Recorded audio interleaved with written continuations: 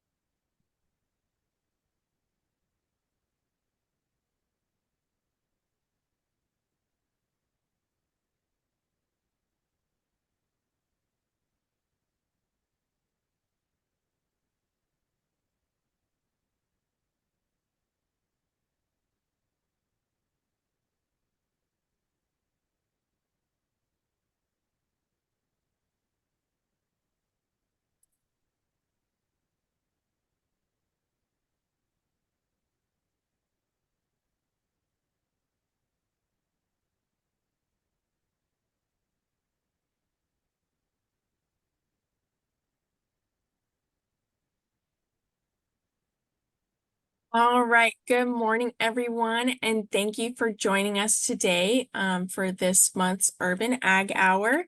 We are so excited that you were able to join us this morning and hear from an amazing speaker. The Urban Agriculture Production Small Scale and Beginning Farmer Program is partnered with USDA, NRCS, and FSA to offer this series. Today, we will hear from Ashley Wright, who is the University of Arizona's Livestock Area Agent, and she will discuss poultry production in Arizona.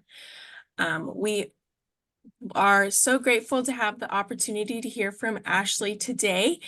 And after her presentation, we will have an open Q&A session at the end. So I will now hand it over to Ashley and we will hear her amazing presentation. Thanks, Tiffany. All right, let me get my presentation shared here. All right, did I get the right one? Yes. I did, fantastic. Okay, great. Yeah, as Tiffany said, I'm the Livestock Area Agent for University of Arizona Cooperative Extension. I'm based in Cochise County. I cover Cochise, Pima, and Santa Cruz, but I tend to get a lot of poultry questions from around the state that I answer. So I'm going to go over some pretty high-level discussion of poultry production in Arizona. This is primarily aimed at hobby or maybe small-scale backyard type production rather than large commercial. So keep that in mind. And then we're going to go through some of the topics I want to cover today. The breeds that you might pick and kind of the purposes of those breeds, just to eliminate any confusion in that area. A little bit about selecting healthy chicks and raising chicks, because most people are probably going to get birds at the chick stage and need to raise them up.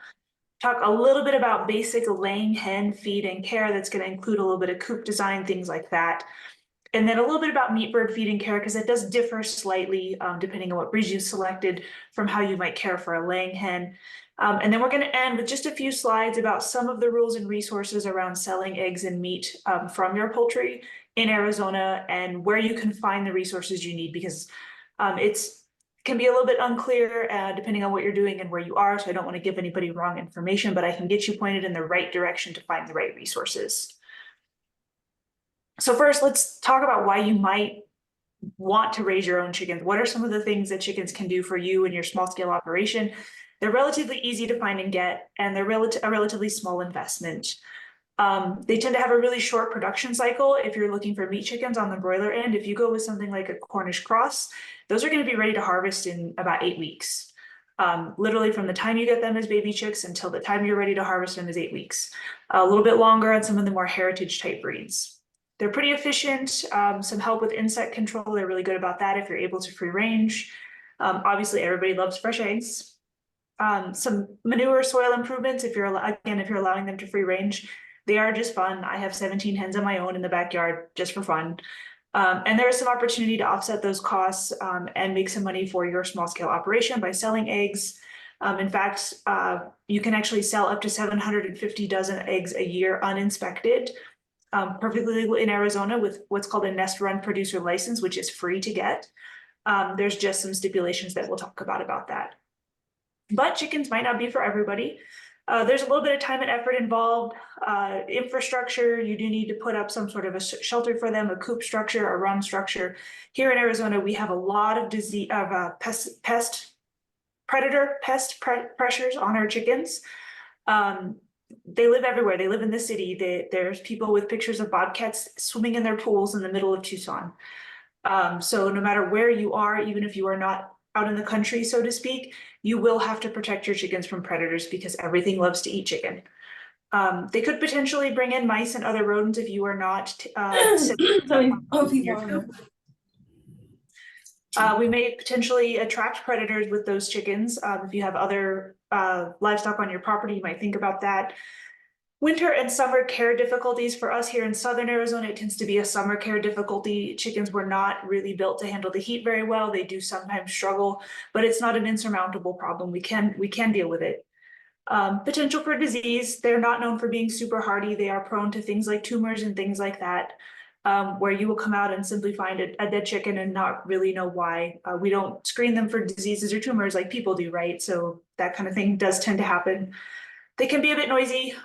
Roosters obviously very noisy, but even hens, you may hear mine out there singing the egg song.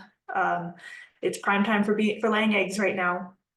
And typically it is cheaper to buy eggs if you're just looking to get eggs to provide for your family, but you miss out on the fun, right? So before we even get into chickens on our operations, let's answer this question. Can I even have chickens on my property? That's going to depend on your local zoning codes. For those of us in counties out in the rural Arizona, probably yes, not generally a problem. For those of us who are in more urban areas, though, we may need to check and make sure. Some areas have actually loosened up their restrictions lately. Tucson did it a few years ago. They loosened up their restrictions to allow more people on smaller lots to have birds. And Prescott has been doing the same thing, and a few others I know are looking at it. I think Oro Valley's looking at it, and a few others.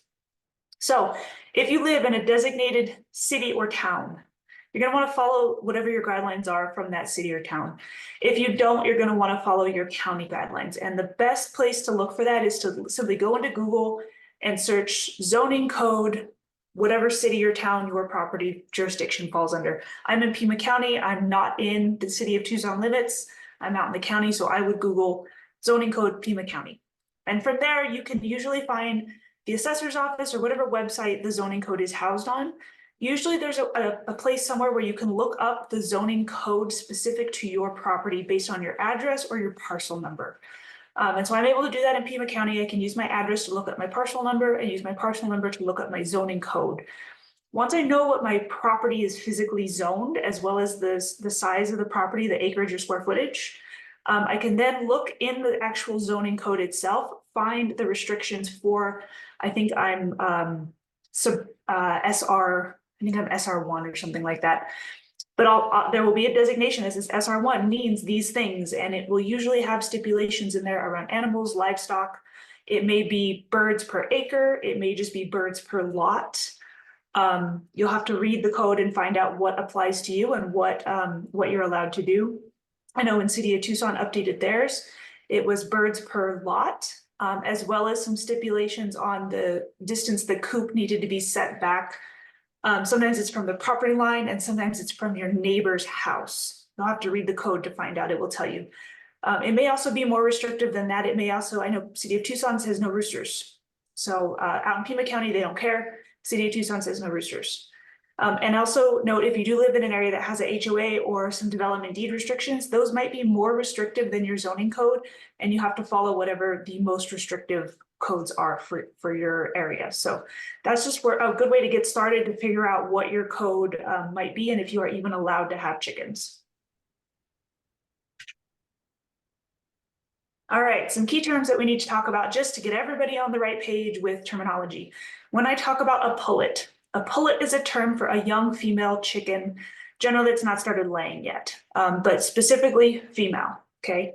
So if you go into the feed store to buy chicks and you see a batch of chicks in a bin and they're marked pullets, that means they've been sexed at the hatchery to be hopefully all female. Now, sexing chicks is not a real straightforward process. It does take a little bit of a learning curve. So we actually say it's usually about 95% female. There is a chance if you buy enough of them that you will end up with one rooster in that bunch, but it should be primarily females. If you walk up to a bin of chicks and they're marked as straight run, that means that they have not been sexed. It will be a relatively even mix of hens and roosters. So if you're looking for laying hens and you don't really want roosters, that might not be your best bet unless you have a plan to deal with those roosters when they grow out. If a breed is marked as being sex linked, that particular breed has been bred or hybridized in such a way that when the chicks hatch out, the males and female chicks are a very different color. They have a different color or marking pattern to them. So that makes them very, very easy to sex. So if you purchase pullets from a sex-linked breed, you're probably going to get all pullets. It's very, very, very rare to get a rooster in that scenario. So if you really want to be safe and make sure you don't get roosters, look for those sex-linked breeds.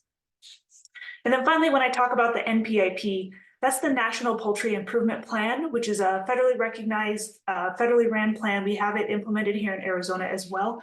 That does help to ensure that our poultry that are sold as chicks, as eggs, as that kind of thing, are free from some of the most common diseases, including salmonella.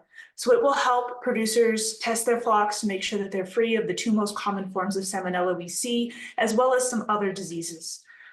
It's a totally voluntary plan, and I do encourage purchasing chicks from an NPIP certified source just to make sure that you are getting the healthiest chicks that you can get. All right.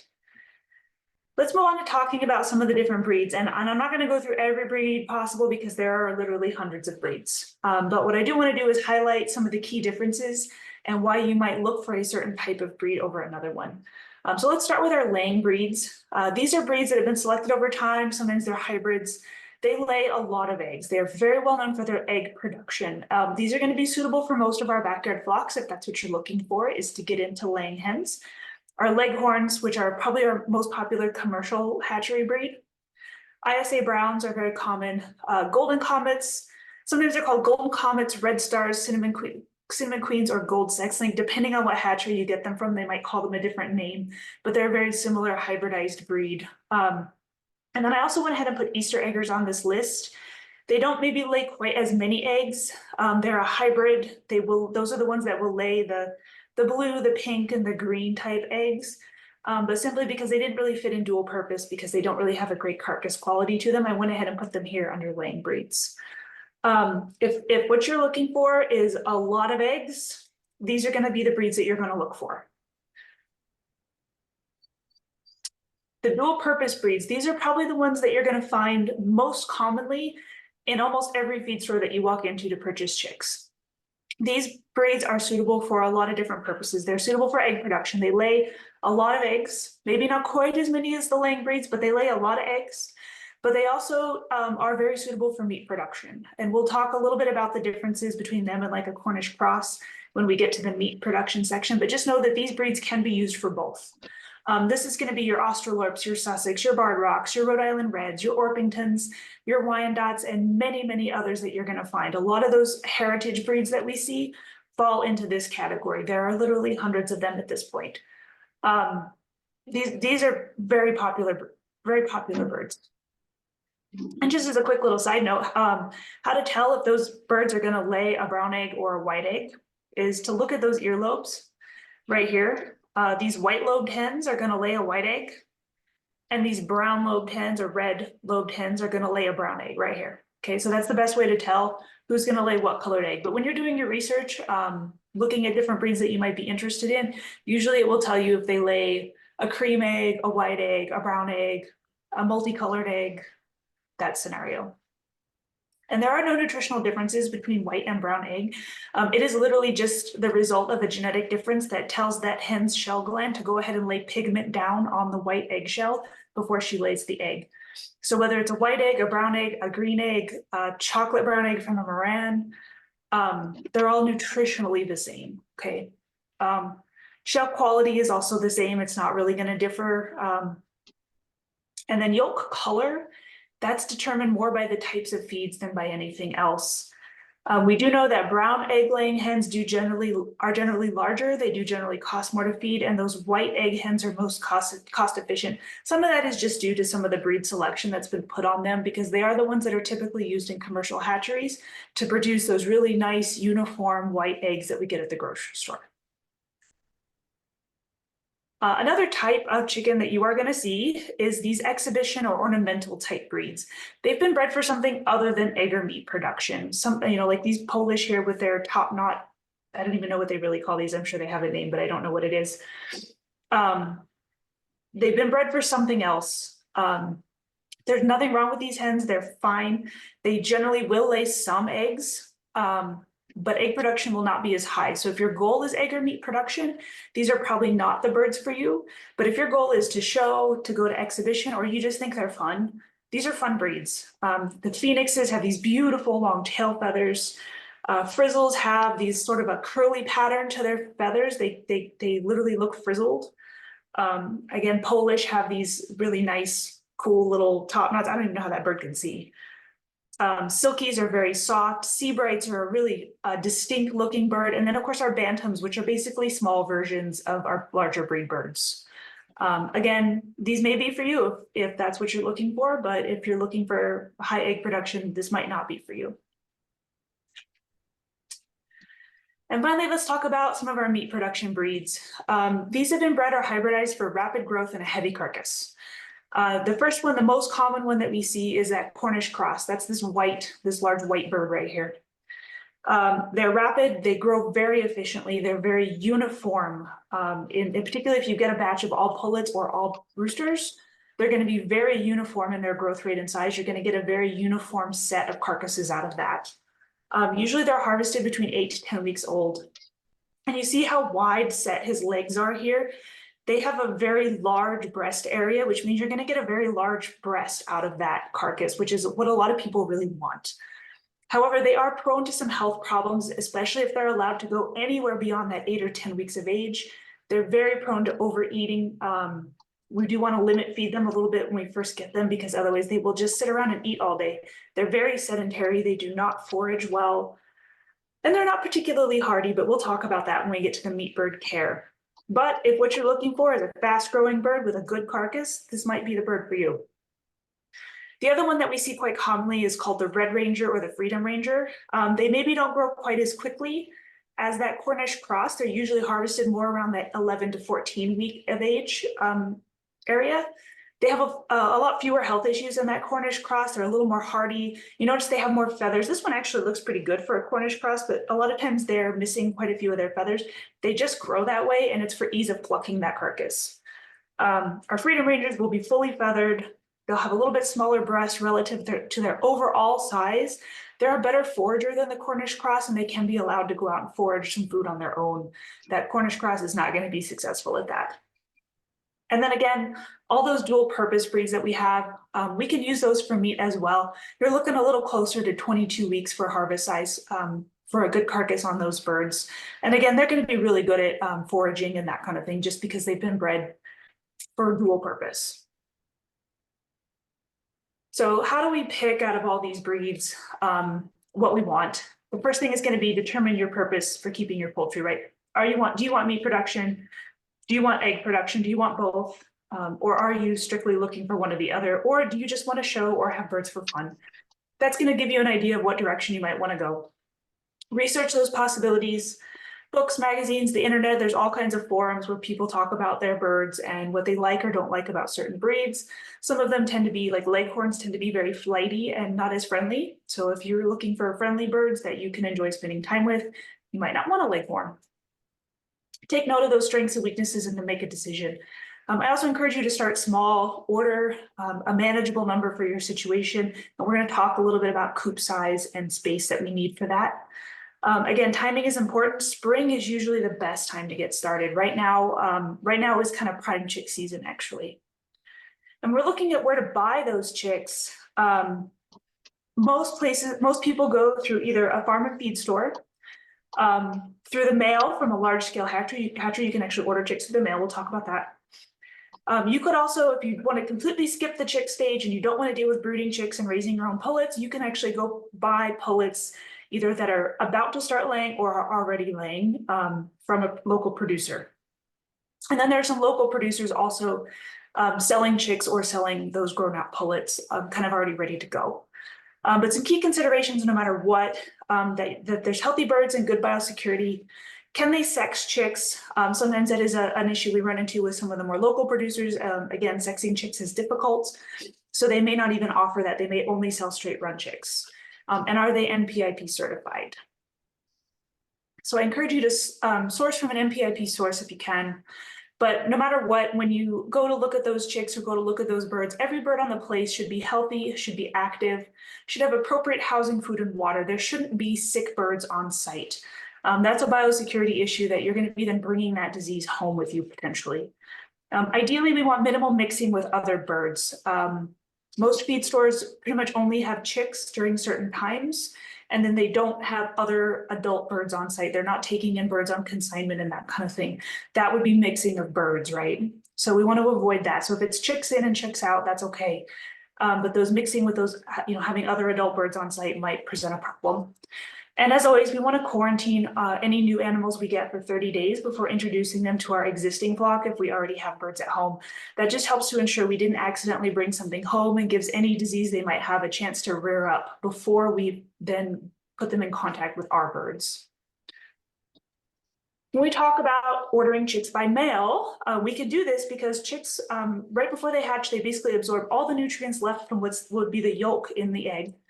And they have about 2 to 3 days before they really need any food or water. So we can overnight them through the mail. They come in these little cardboard mailers with holes in them. They'll be overnighted. They should be shipped relatively quickly. Please monitor the weather. Most hatcheries that you order from nationally are really good about this, and they won't ship during certain times of year to certain places because it's too cold or too hot or they're expecting a storm. You should have your brooder ready to go. It should already be warmed up. It should already have everything you need because you want to have those chicks be ready to go pick them up at the post office because they're going to call you from the post office. They're not going to show up in your mailbox. Your local post office is going to get them and they're going to give you a call and say, come get your chicks. So be ready to go pick them up as soon as they show up, pick them up, bring them home, and have that brooder ready to go so that you can get those chicks in there and get them settled in as soon as possible. As you take each chick out of the box, inspect it, make sure it's healthy, make sure it looks really good.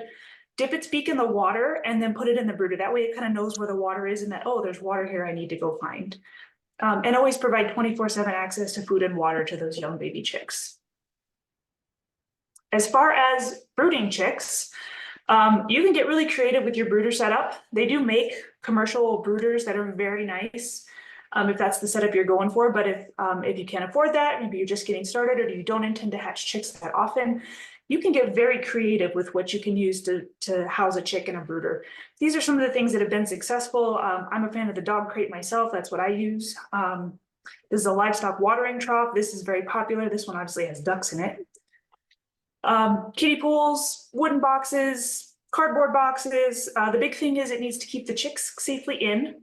It needs to keep other things out, dogs, cats, small children, other birds, things like that. It needs to keep them protected. In this case, this is probably in a garage where nothing else has access to it. You need to be able to provide them with some heat. And we're going to talk about some options here for heat besides these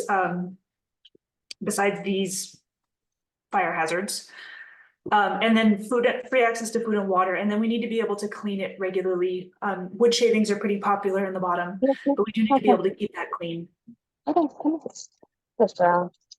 When we talk about temperature, baby chicks do need a pretty high temperature at first. So if we're using those heat lamps, what we really want to do is keep that brooder temperature pretty high. When you first get them, when they're first hatched, 95 degrees, and then every week we want to bring it down by about 5 degrees until about 6 weeks when we're at about room temperature. Again, clean, warm, dry, protected from predators. This is if we're using a heat lamp. Now we actually have some better options now than a heat lamp. They have come out with these things called a brooder plate. And so what this is really a radiant heat source. The bottom of this plate gets quite warm. But it doesn't really put out a lot of other heat and it doesn't have the same fire danger that a heat lamp does. It won't overheat the chicks. I have seen issues where somebody is using too high a wattage of a heat lamp in too small of a brooder. and causing those chicks to overheat because it's just too warm in that brooder environment. So this will not overheat the chicks. This actually mimics being raised by a hen. If we think about how chicks would be raised by a hen, the environment would be the natural environmental temperature, right? The chicks would not be in 95 degrees all the time, maybe unless it's June in Tucson. What they would do is they would go underneath the hen, underneath her wings, underneath her feathers to stay warm. They would come out, explore for a little bit, maybe find some food, maybe find some water, and then go back under mom when they get cold. So this gives them that sort of mimic of that warm place to go get warm, to be comfortable, just like they would with a hen. But then they would go out into the brooder environment, get their food, their water, do their chick things, and then go back underneath when they want to. The other nice thing about this is because there's no light involved, you get less disruption of sleeping patterns. One issue with a heat lamp, if we don't use a red bulb, if we're using a regular white light type bulb, is we do see some disruptions of their sleeping patterns, and you'll have chicks kind of up all night long, making noises and doing things, which can be a little bit weird on their growth patterns. It's not awful for a while, but it can be a little bit weird. This is a little bit more natural. You will need to adjust the height as the chicks grow. This plate moves up and down on the supports here. They are going to climb on top of it. They are going to poop all over the top of it. Peel and stick Glad wrap is the best thing I found, is to put that on top of that brooder plate. The top does not get hot at all. So you can put that peel and stick Glad wrap on there, and then when you're done using it, you just peel it off and throw it away because it's going to be gross. The ambient temperatures in your brooder do need to be reasonable. You could not use this in a brooder that you were going to put outside and have it be 30 degrees. That's too cold. They are not going to be able to come out from under that brooder plate to go get the food and water that they need long enough. So a reasonable temperature of probably above 50 is pretty reasonable for them to have time to come out, do their little chick things, and then go back underneath. The heat lamps do have the pro of warming the entire brooder, and that is ideal for chicks being brooded in cold weather, that it kind of keeps the entire area warm and allows them to go do the things they need to do. But this is a major fire hazard. People have lost batches of chicks. People have lost their entire coop to fires caused by these heat lamps. We can also overheat those smaller brooders if we're not monitoring them carefully. And again, we can have some issues with that 24/7 light scenario. Picking and things like that start to happen just because it's not, they don't ever get that break to go sleep. They don't get a natural day-night light pattern going on. And what makes these so dangerous is these clamps are useless. They're very hot here. We have birds that may fly and bump into them. And usually the floor of our brooder or our coop or something is a highly flammable material, like dust shavings, okay? And all it takes is one bird to fly up or something to fall into this lamp to knock it over. And because it is so hot, and even the shield gets really hot, it can land on something and cause it to combust. If you are in a situation where you need to use a heat lamp, we have some best practices. First of all, we have some better models that have this plastic shielding down here that doesn't get quite as hot. Hang it securely from a hanger of some kind. Do not rely on those clamps. This one, you see, this one has a hook built into it. Tie it very securely to something. Make sure you're using the protective guard. And then finally, make sure you're using the lowest watt bulb that you can get away with. If we are using this indoors in a small brooder, we do not need a 250 watt blasting bulb. It's going to be too hot and it's more of a fire risk. We can probably get away with putting a regular 100 watt incandescent light bulb in there, and that will probably make our brooder the right temperature. The 125 watt heat lamp bulbs are probably, for most people, going to be the right choice, unless you have a very large brooder or you're brooding outdoors in cold temperatures. Then you may need that full 250 watt heat lamp bulb. So how do we know, right? How do we know if the bulb we've selected is the right one? First of all, there's some temperature sensors that are cheap, easy insurance, and I'll talk about those in a second. But the old school way is just look at your chicks' behavior, right? So we see number one here, the chicks are fairly evenly distributed. If we imagine the yellow circle is sort of the circumference of the main area where our heat lamp is shining, they're fairly evenly distributed throughout it. Generally, they'll be fairly quiet. There won't be a whole lot of incessant peeping going on. And if you've heard the alarmed chick or the uncomfortable chick peep, you'll know what I'm talking about. With this one, you can see that those chicks are clustered under that bulb really tightly. They're not really going outside of it. Those chicks are cold. They're probably peeping a little bit more because they're cold. And that heat lamp needs to be lowered, or we need to pick a bigger bulb, a bigger wattage bulb. With number 3, there's a draft going on somewhere in that brooder that's causing this area over here to be cold. So they're all huddling right here, trying to stay out of that draft. And then number 4, as you can imagine, this is a scenario where that bulb is too hot, it's too much heat, and the chicks are kind of trying to get away from it because they're staying on that outer perimeter. But we also have some sensor technology, and some of these are pretty cheap on Amazon. This is just a Bluetooth one. It's the Govee brand. Place it in the brooder somewhere near, but not under the light if you're using a light. And you can monitor that temperature using an app on your phone. I try to hang it at about chick height, just because that, where they're going to be. I don't want it to be way up at the top, and I don't want it to be on the floor. I want it to be about chick height. It's really easy to check for big temperature fluctuations that might be occurring in the middle of the night or in the middle of the day when you might not be around to check on those birds. Pretty high tech and low cost way to monitor temperature. Here's an example of the graph it gives. This one was not in a brooder. This was just out on my back porch. So, but you can see the big temperature swings in the middle of the day, and it was warming up. You can kind of see what happened. And you can look at it by the hour, by the day, by the week. You do need to be in Vicinity to pull data because it is Bluetooth only, so I can't check this from someplace else. But there are some brands that do allow that with a subscription and Wi-Fi access. And some of these do come with an alert feature where it can actually beep your phone and say, hey, your temperature is outside of a range that you've set. So I encourage you to take a look at these and see if one might be an option, especially if you're brooding chicks frequently. So we've talked about kind of brooder setup, temperatures, things like that. Let's talk about what do we feed these chicks. Your best choice is always going to be a commercial starter. It'll be a crumble or a mash because of the small size for chicks. Usually to be 20% you'll see 20% CP or 20% protein. This is 20% crude protein. That is the protein percentage that's in the feed. And that's kind of a critical number for proper growth and development. And note that it is not the same as a 20% protein laying hen feed. Laying hen feed has extra calcium provided to support proper eggshell development so that the hen is not pulling calcium out of her own body and her own bones to do that. But that is too much calcium for these growing chicks. They are not laying eggs yet. And we don't want to provide them that. It's really tough on their kidneys and can interrupt some of their growth patterns. So we want to keep them off of that for now. We're going to stay on a chick start. We might switch to a grower developer after they get about 6 or 8 weeks of age, but we don't have to. We can stay on a start and grow. Usually you'll see this as starter grower. You would stay on something like that all the way up through their first set of eggs or around 18 to 20 weeks, kind of whichever comes first. Usually once I get my first set of eggs from the first hen in that batch, I just go ahead and switch into layer feed at that point. As far as medicated versus non-medicated, this refers to, does this product have amprolium in it, which is a coccidiostat, which helps to keep those birds from getting coccidiosis. You don't have to use that, but it is advisable if your birds were not vaccinated for coccidiosis at hatch. Most birds purchased and sold in the feed stores are not, because they don't pay extra for that. If you ordered your own birds from the hatchery and had them mailed to you, you had the option to pay extra to have them vaccinated.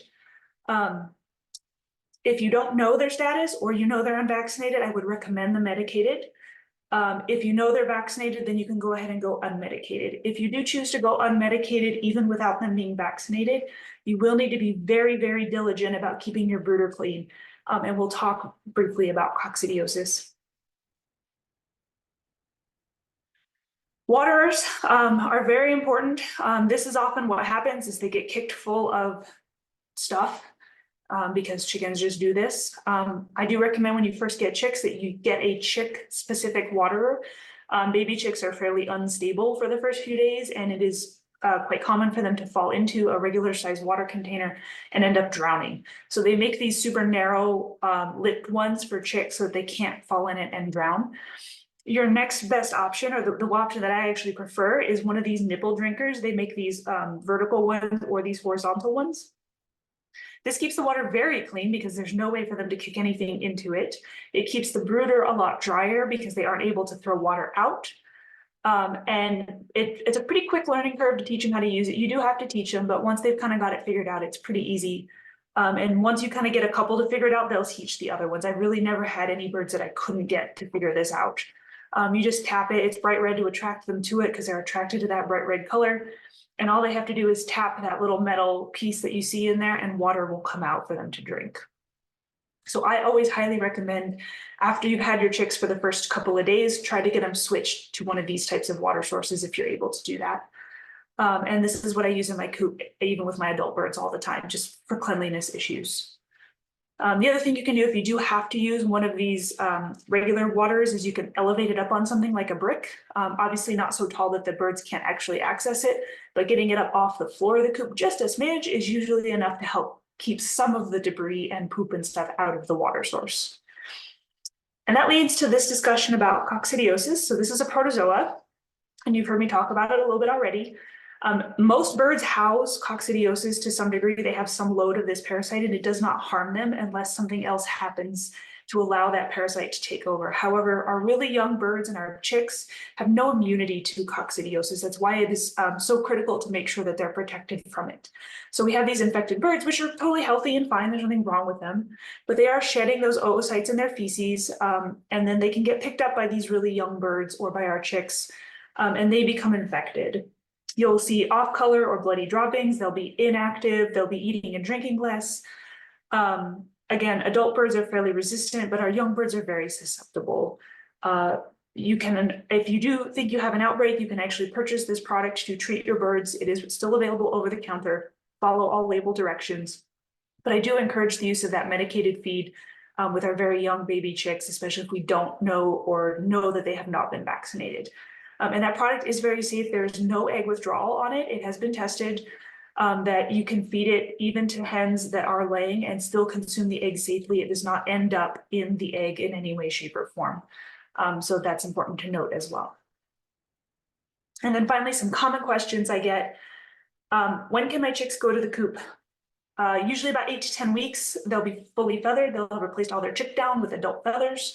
If the temps are mild, 50s at night is fine. Potentially earlier if the temps are warmer or if you have the ability to put their heat source out there with them. When can they go with an existing flock? We want them to be about 80% at minimum of the adult size. We don't, because otherwise the larger hens will probably bully them quite a bit. So we want to get them a little bit closer in size before we integrate. And then how do we integrate them into an existing flock with minimal drama, because chickens are a little bit territorial? I recommend what we call the playpen method. Set up a pen inside your existing coop's pen that you can safely house those birds in for a couple of weeks. That allows them to interact with the old flock kind of through the wire. And then after about 2 weeks or so, they'll kind of be pretty well acclimated to each other and you can allow them out full-time into the real coop. There'll still be a little bit of drama as they sort out their pecking order, but far less than there would have been if you just sort of threw them out there. All right. Trying to get through all this here. I got a lot of stuff still to cover. Laying hen basic care. So we talked about those being pullets. Our hens begin laying between 18 to 22 weeks of age. I often get calls, oh, my baby chicks aren't laying yet. What's going on? Well, they're only 10 weeks old. Okay, 18 to 22 weeks, which is quite a long time when you've had them for that long, I know. She'll lay between 400 and 500 eggs in her lifetime. Most hens will lay an egg every 24 to 26 hours, maybe a little bit longer in some of our breeds that are less active layers. And we do see our production start to drop off beyond year 1. And by year 3, our production is significantly lower. She's not laying nearly as many eggs as she probably was when she was a lot younger. So keep that in mind if you've had a flock for about 3 years. And I do encourage you, when you think about your flock size, that you purchase a few fewer birds than you think you actually need, so that every couple of years you can just add a few more younger birds, especially if you plan to keep your older ones beyond their productive lifespan. That way you've kind of always got some new productive birds coming in at a high level of production. Otherwise you are going to see, you're eventually going to be feeding non-productive hens and not getting any eggs. It's important to note that roosters are not necessary for this process. All they are necessary for is if you intend to have fertilized eggs that you want to hatch chicks out of. Housing. Let's talk about the things we need for a properly designed coop. And this is going to hold true for primarily our laying hens, but to some degree our meat birds as well. Generally 2 to 3 square feet per bird in the coop and 8 to 10 in the run. We need about 9 to 12 inches of roost space per bird. Birds should be sleeping on their roosts, not in their nest boxes. Nest boxes, we need about 1 box per 4 to 5 hens. They're probably going to try to all lay in one anyway, because that's what they do. But 1 per 4 to 5 hens is about the right amount. And ideally, we need to be able to walk in to clean easily. The deep litter method is very popular, especially back east. Quite frankly, at least in southern Arizona, I'm a big fan of sand. It's fairly inexpensive. It dries things out very well. It desiccates the droppings very well, so you don't get a lot of issues with flies. And it just works really well. That's what I actually have in my coop and run entirely, is a sand floor. It's really easy to clean. You just sort of rake everything up into a shovel, and I shovel it into the old feed bags. We do know that daylight drives the natural rhythms in our chickens. So that daylight length, it's not temperature hot or cold that makes them stop laying in the winter, it's that daylight length. So making sure that our coop has plenty of natural light. And here in Arizona, plenty of ventilation to keep it cool, particularly in southern Arizona. Our biggest issue is making sure that our coop does not become a hot box. So this is actually mine, and you can see that I'm open the front half of the sides, and the front are hardware cloth and fully open. I do cover them if we get winter storms, but most of the time this is wide open to promote ventilation. If we were somewhere a little bit colder, or maybe you're up north, then you might think about a little bit more enclosed coop. Heat is generally unnecessary as long as chickens can stay dry and out of the wind. But you do notice that this still has ventilation options up here to open it up. What we don't want to do is allow it to build up a lot of humidity from the chicken's breath and their droppings. We don't want it to build up a lot of humidity, and we don't want it to build up a lot of excessive heat. So ventilation is really critical. We also need to think about our ability to cool those chickens, especially if you're in central or southern Arizona. Clean, fresh water is going to be critical. These birds are wearing a down jacket all the time, right? They're going to need, under their wings, they're going to need some, that's one of the only places they don't have too many feathers and they can cool. You'll see them sometimes sitting with their wings out. They will start to drink an excessive amount of water to help flush heat out that way. Providing shade is obviously really important. Moving air can really help, things like fans. And then when it gets really, really hot, I actually just have some misters in my run on the outside part, and they're on a timer. And anytime it's over 100 degrees, those misters come on off and on from like 10 to 2 or 10 to 4 p.m. I think. You can also put frozen water bottles out, put frozen blocks of ice in their waters to keep that cool. All those things can help. I mentioned roosts, but I didn't tell you specifically how to make them. These are not like parrots that use a round one. They need a flat surface to roost on. They aren't going to grip a bar like a parrot. What they will do though is put their feet flat. A 2x4 turned on its side so that the 4-inch side is up is ideal. 18 inches apart, make sure they're higher than the nest boxes because we want them roosting on their roost, not sleeping in the nest boxes. Sleeping chickens are pooping chickens. And if they're pooping in your nest boxes, you're going to have dirty eggs. Okay. We talk about those nest boxes, again, 1 box per 5 hens. We do have some recommended sizes about 12 by 12 by 12, unless you have really big birds like Jersey Giants or something. Grass hay, pine shavings, all those things are ideal. If you end up with an egg eater, these are called rollaway nest boxes. You can kind of see the egg right there. It's got that little gap back there so that as soon as that hen lays that egg and stands up, the egg rolls out of her reach. If you have an issue with birds consuming eggs, which sometimes does become a problem. That's one way to handle it, is to set them up with a rollaway nest box. This is my nest box setup. You see the birds can get in on this side. They have 4 holes to go into. These are those plastic dish pans from the dollar store, and they're great because if they get gross, I can wash them. And if they get so gross I don't want to wash them, I can buy a new one for $1. And then I have a top on it that I can actually access from the outside, so I don't have to go in to collect eggs. I can just open the outside and pick up all the eggs and close it back up. So, but people have gotten very creative with nest boxes as well. I've seen them made out of the cat litter buckets, the big yellow square ones. That works great. Anything about that size and square that will contain an egg and some bedding and give them kind of a private place to lay eggs is great. When you're designing your coop, please remember, chicken wire keeps chickens in, it does not keep predators out. I recommend using hardware cloth or For like on mine, I have 2x4 non-climb horse fence, and then in certain areas, I've reinforced it with chicken wire to keep small birds and things out. Bury or create a skirt around the edges to keep predators from digging under, because they will do that. And if possible, everything needs a roof or wire top, and that includes your coop and your run. Like I said, predators are really hard on us here. We just have a lot of them, and they're present even in the urban areas. I had a bobcat get in and killed my entire flock one time. People in town have issues with that. We have hawks out here that hunt in a pack, like a wolf pack. It's crazy out here. So just be aware that you're probably going to need to predator proof your coop somehow to keep things from digging in. This is what I mean when I talk about a skirt where the wire comes down and then out along the ground for 12 to 18 inches so that something can't just like come up to the edge and try to dig under. You might also consider, if your birds are going to be free ranging, a livestock guardian dog, providing cover to hide from hawks when they see them coming. External fences and or electric fences can maybe help deter some predators. I do recommend always securing your flock at night. That's when they're the most vulnerable and when predators are often out and about.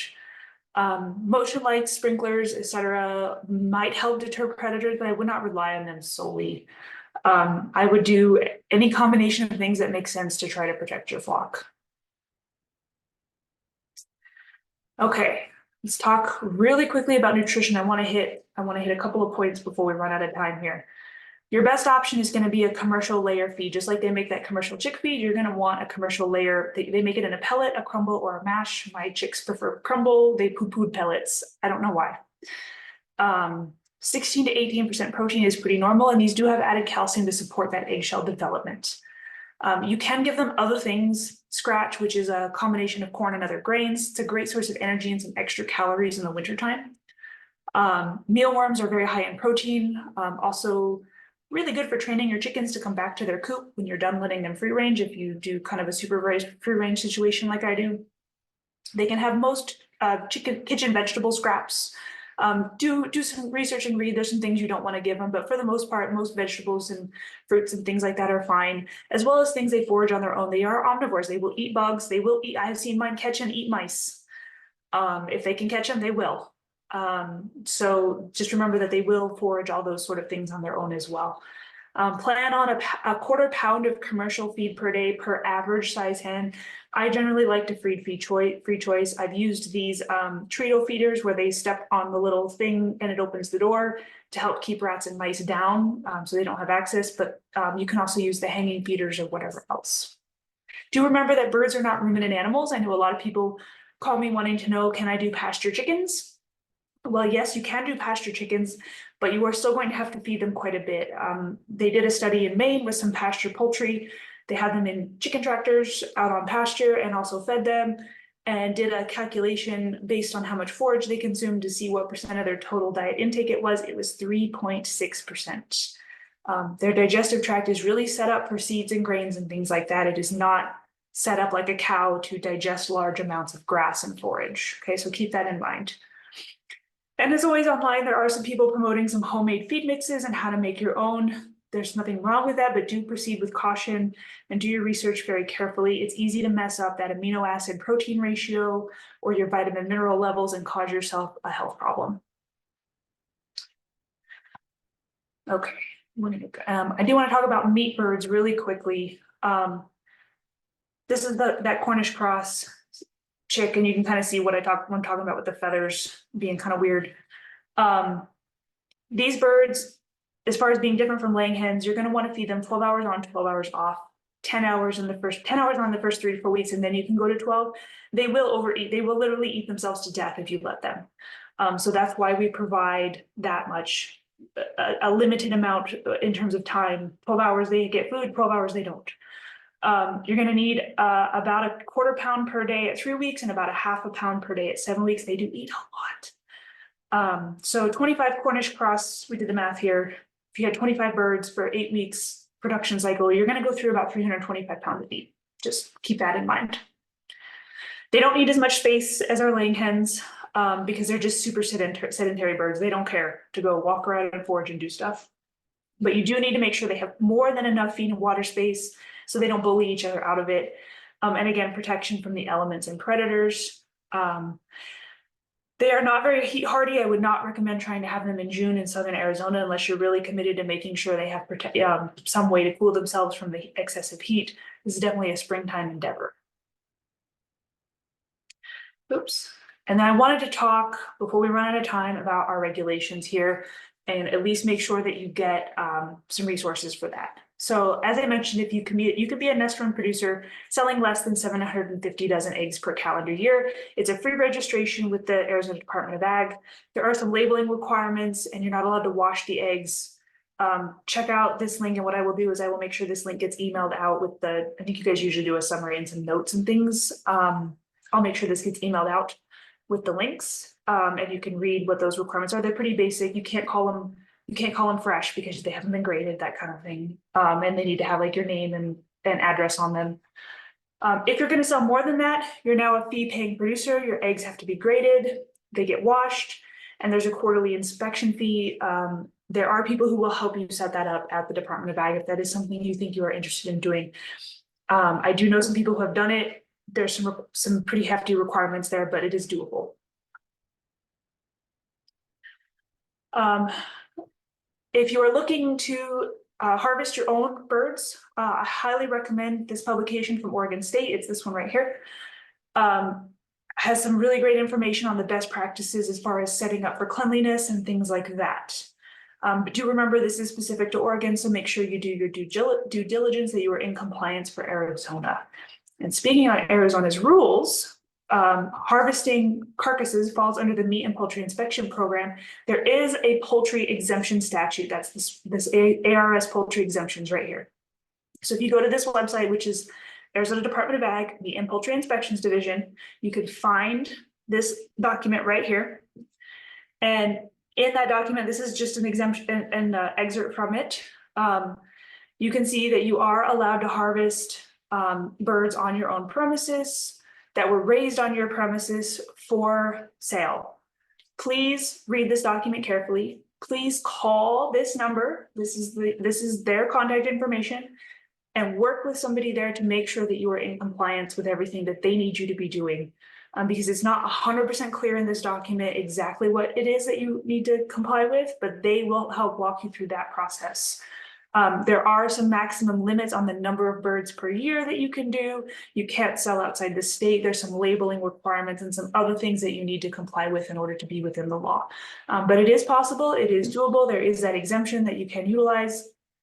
But to make sure that you are eligible for that exemption, please call them and talk to them directly. Don't take anybody's word for it. Don't even take my word for it. Please work with them. And that, I think, is going to put us out of time. I can't believe I got through all those. I was getting worried. And I think I'm ready for any questions.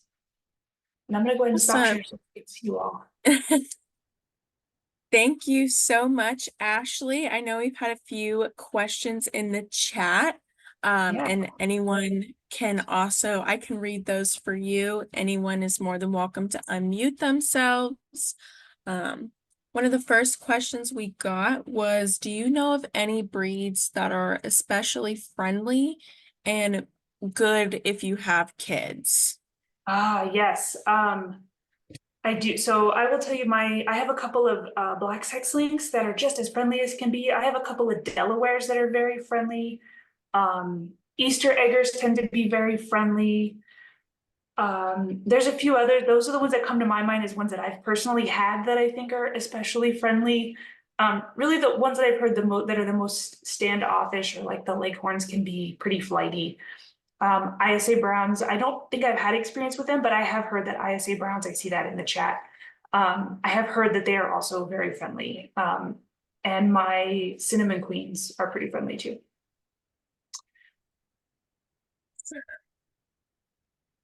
Our next question was, do you know anything about a ceramic heat emitter?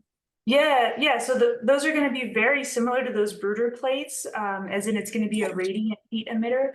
Those are very safe, and those work great. And in fact, if you're in a really cold climate, where you might need to actually heat your coop for your adult birds in the wintertime. Some type of a ceramic heat emitter or a radiant wall heat emitter would be what I would recommend over a heat lamp. If you're a fee-paying producer, is that the same thing as being USDA compliant? I'm gonna answer yes. Because you're going to work with the State Department and that you should be able to become USDA compliant through that process. I believe it might be some slightly separate requirements as it is with our other meat inspection. But generally, if you're going to do the requirements to be a fee paying producer with the state, it's not that big a deal to just become USDA at the same time, if that makes sense. Like the rules are very similar. So yes, knowing that you might need to tweak a few things beyond what the state requires. Does that make sense? I actually can see the questions, Tiffany. I see the next one. Okay. Do I have any experience with naked neck chickens? Are they good egg layers, meat birds? So I don't have any experience with them personally, but my friend does. My friend in Maine actually that did the poultry project actually has them. They're fabulous egg layers. They do a great job, but they did have to pull them from the pasture poultry project because they were not growing at an appropriate growth rate for the meat project. So I'm going to say they are a good egg layer, but maybe not quite so good as a meat bird. Okay. The next one for sand usage. River sand or construction sand you get from Lowe's have silica. I might not to use play sand because it can get impacted. So what you want to do is you want to look for a sand that is what's called a natural washed sand. So I got some from, I believe it was Vail, the Vail Equipment Rentals company also now does sand and that kind of thing. And they called it arena sand, like for a horse arena. But specifically look in the description or ask the person that's selling it that what you want is a natural washed sand, not something made from crushing quartz, which will be the kind that has silica in it or anything like that. And play sand is the same way. Play sand is made from crushing quartz, and that's why it gets so impacted because it's these little sharp pieces that will get stuck together. The key is to look for a natural wash sand, whatever that company is calling it. I feel like they all call it something different. Natural wash sand is going to be your key there. If you choose to wait until hens stop laying to harvest them, does that change the meat quality because they're older? Yes, it does. Yes, it does. So there are, and I didn't put a slide in here, I didn't have time, but there are generally some guidelines on age as far as whether something is considered a broiler or a fryer or a roaster or a stewer. And a stewer is going to be our older birds that have been around a couple of years and are now no longer laying. The meat quality is going to be very different. You're not going to want to use them for, say, fried chicken, right? You're going to want to use them in chicken stew, where it's going to get some time to cook and break down. That meat is going to be tougher. It is going to have a little bit of a different flavor because those animals are older. Tiffany, this next, oh, you answered that one already. Yes, they're going to email out the video and post it on the website. And yes, you can contact me if you have any questions in the future. And I don't know why I didn't put my contact information on there, but I will drop my email in. Yep, thank you. She just dropped my email in the chat. Beautiful. Tips for sexing birds that are not babies, but not to laying stage. I have 20 and I doubt they're all hens. Some are obvious, but some others just not sure. The best thing to do is wait and see. Yes, there are some clues that can clue you in that something is a rooster and not a hen. First of all, make sure that if you're comparing bird to bird, you're comparing birds of the same breed, right? Because different breeds are going to grow and develop their combs and their feathers differently. So if you're trying to compare two different breeds that, oh, this one has a lot of comb development, it might be a rooster. It might just be because they're different breeds. So make sure you're comparing breed to breed. But yes, excessive and early comb development. Usually I see a big personality difference, the one that's always coming up to the front and ready to fight me, or is always the one up on top of the water that gets up there. That tends to be a sign to me if they're like overly aggressive, overly outgoing, not always, but often. And then finally, the next thing is to watch their feathers as they're growing in. The feathers on the neck and on the saddle on a rooster, on a cockerel, will be very sharp and pointy and long compared to a hen's, which will be shorter and rounder. So as you watch those feathers come in, you'll start to watch that feather development. You might start to catch on to that situation. But that's the best tip that I have for you on that. Other than that, I just kind of wait and see, and at some point it becomes obvious. Can roosters be kept together without hens without fighting? Someone told me they get along fine without hens around. So roosters not fighting is kind of dependent on the rooster itself. If they grew up together, and some will just not ever be into fighting, then yes, they can. You can actually have multiple roosters in a flock of hens together as long as they kind of grew up together and accepted each other. You can have that as well. So yes, that's possible. Again, if they're two roosters that are adults and did not ever, weren't raised together, don't know each other, they are probably going to fight if you try to put them together. That's not to say you can't acclimate them to each other, but it might be a bit of a struggle to get there. And then also, if you do have more than one rooster in a flock of hens, just make sure you don't have more than one rooster per about 10 hens. Otherwise, they can overwork and overuse those hens. I don't see any more, Tiffany.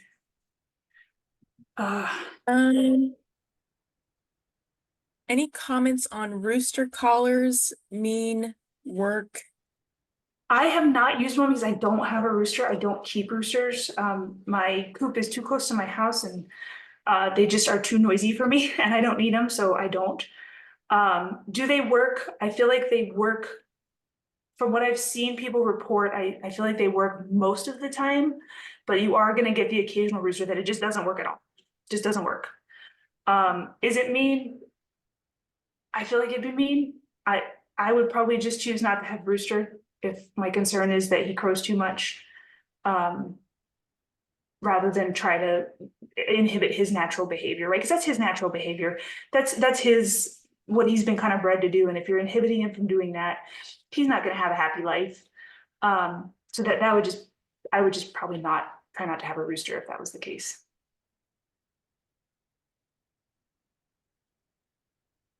Does anybody have any more questions? And then I know we've been getting a lot of questions about the PowerPoint, so I will get the PowerPoint from Ashley, and then you guys can email me and I will email it out to you guys. So just email me if that's something that you're looking for. Yeah, I'll send it over to you right now. Thank you so much. All right, well, if we don't have any more questions, I have put our survey up on the screen, so we would appreciate it if you guys could take that. And again, we just thank you all for attending this month's Urban Ag Hour, and we just thank Ashley for coming and teaching us all about poultry production in Arizona. And we hope that we can see you next month on April 17th. Thank you all so much and have a wonderful rest of your day.